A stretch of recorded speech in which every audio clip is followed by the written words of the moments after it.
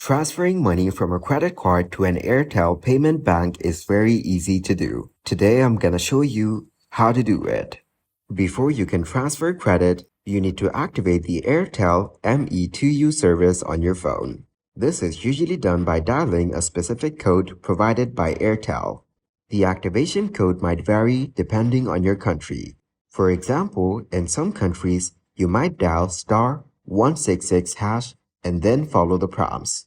Once Airtel ME2U is activated, you can transfer credit by dialing the transfer code. This is usually something like 166 amount recipient's number #.